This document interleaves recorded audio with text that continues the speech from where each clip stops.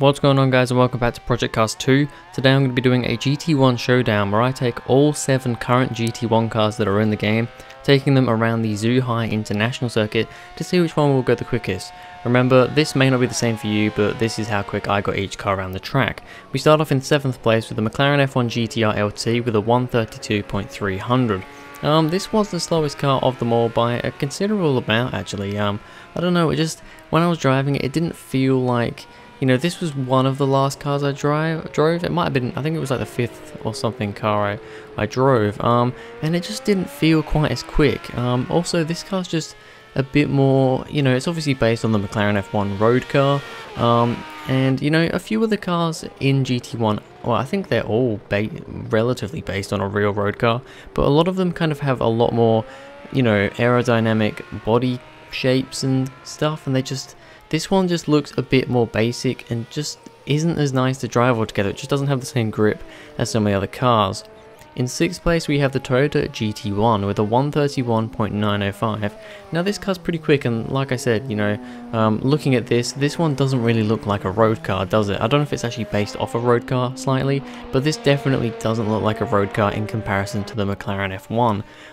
The main issue with this car really for me was visibility. When you're sat driving this car, the kind of wheel arches, you know, you can see where the wheels go, they really stick up and it makes it quite difficult to see around the corners.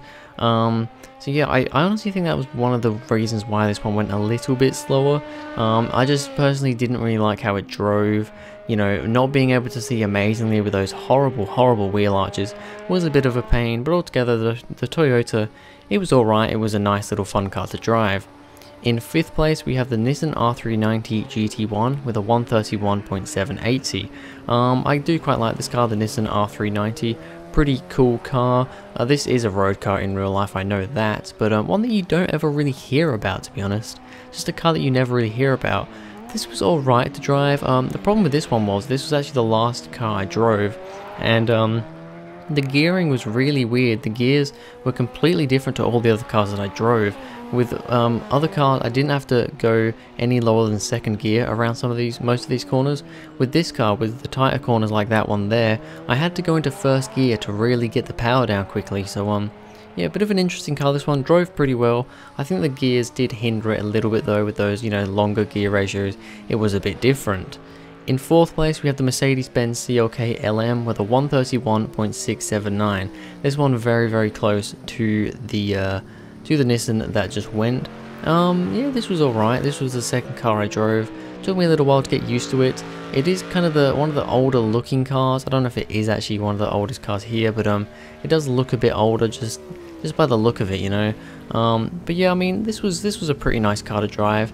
It was actually one of my favorites to drive, probably my 2nd favorite, I think, to drive out of all the cars. It was quite nice, you know. Pretty standard. Once again, it kind of does look like a Mercedes CLK.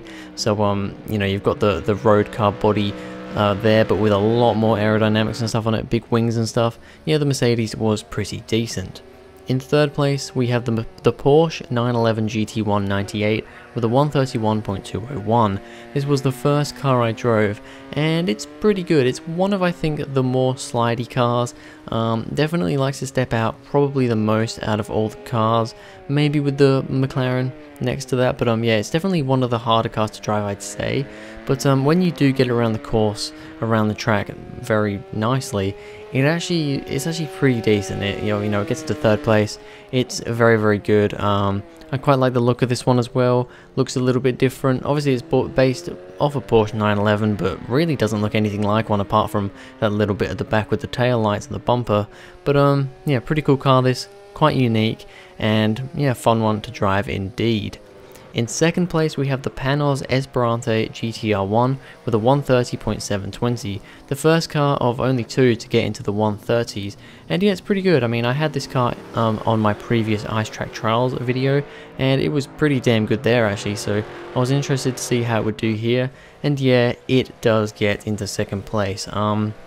You know, I don't know, Panos is a company, a manufacturer I've never heard of before, so I don't know if this is based off a real car or what, but it's a pretty interesting looking car. I'm not sure if I'm a big fan of how it looks, but it's definitely interesting. I'll give it that.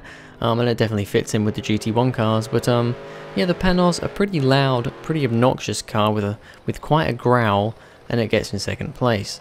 And in first place we have the Ferrari F50 GT with a 130.397.